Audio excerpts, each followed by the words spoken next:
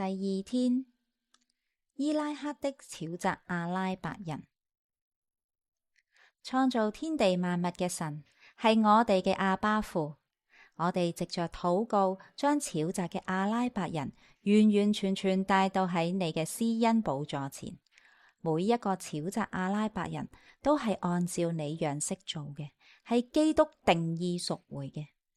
願你親自差遣人傳好消息俾沼澤阿拉伯人，你安置佢哋喺沼澤獨特嘅生態環境生活。戰爭破壞咗佢哋嘅屋企，人嘅敗壞破壞咗神創造嘅美好，佢哋要被逼離開家園。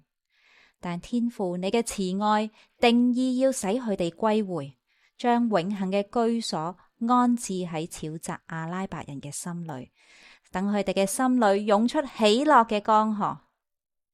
求天父你憐憫，幫助佢哋重建家園，讓佢哋所做嘅蘆葦屋成為敬拜你名嘅地方。